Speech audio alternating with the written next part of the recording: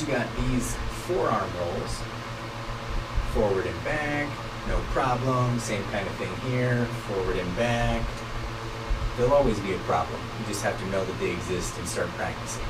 To link your entire arm, think of your arm in segments like this. And so this segment here is the one you haven't really practiced rolling over. So try and roll from your shoulder down to your elbow. From your elbow up to your chest.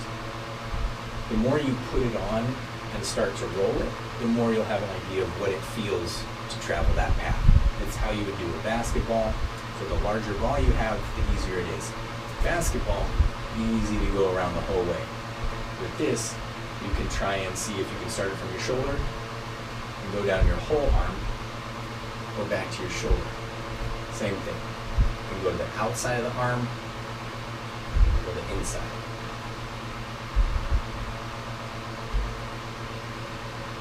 I've done this for so long, it's going to be frustrating and difficult, but easier that you see how to do it and it's possible. So, do that on both arms, because then you can feed it from one hand to the other. This ball is super tiny, I don't know how I'm using it.